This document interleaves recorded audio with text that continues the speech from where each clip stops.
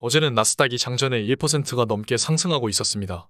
그런데 장이 시작하고 휩소를 주고 바로 하락하는 모습을 보여주었습니다.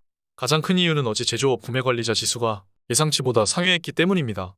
한국 시간으로 장 시작 15분 후 발표했는데 발표하자마자 계속 떨어져서 나스닥은 플러스 1%에서 마이너스 0.9%까지 떨어진 모습입니다. 제조업 PMI가 예상치보다 높게 나왔다는 것은 경기 침체가 안 올 수도 있다는 것을 의미합니다. 보통 PMI 지수는 50 이하일 때 경기 침체, 이상이면 경기 확장으로 볼 수 있습니다.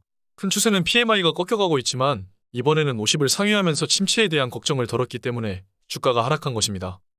역시나 채권 시장은 반응이 빨랐습니다.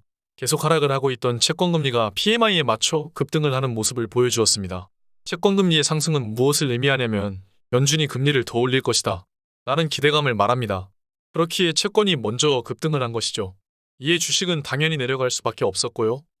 결론적으로 말하자면 이번 PMI 지수 발표를 보고 침체가 아니라고 보고 FOMC에서 파월이 더 강경한 태도를 취할 것이다 라는 예상이 깔려 있습니다.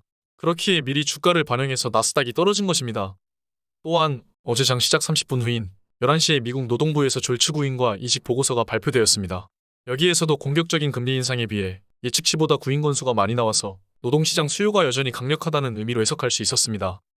해고가 대폭 감소했다는 점에서 기업들이 침체를 크게 느끼지 않는구나 라고 해석할 수도 있다고 보았습니다. 따라서 12월에 50포인트를 올릴 가능성이 더 낮아졌습니다. 유럽은행 총재는 지금도 계속 금리 인상을 지속할 필요가 있다고 말하고 있습니다. 아직 금리 인상에 대한 강경한 태도는 끝이 나지 않았습니다. 파월도 이번에 계속 강경한 태도를 유지할 가능성이 높다고 생각합니다. 다만 지금 세계 경제는 연준의 이러한 결정에 두려워하고 있습니다. 미국의 경제는 지금 생각보다 매우 강합니다.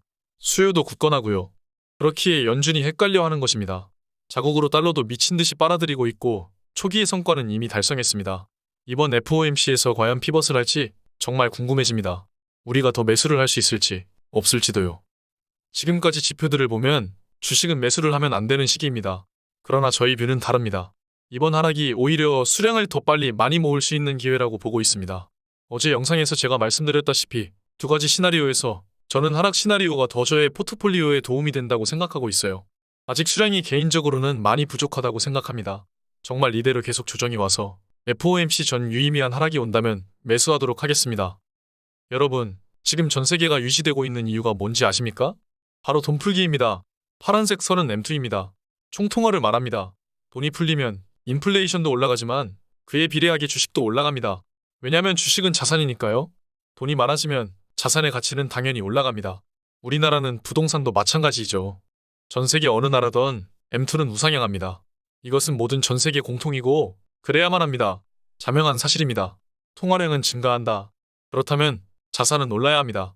현대 세계에서 통화량을 늘리지 않으면 성장을 할 수 없고 유지할 수가 없습니다. 이미 전 세계는 양적 완화와 달러 폰지 사기에 동참하고 있습니다. 철학적으로 따진다면 옳지 않은 일이 되겠죠.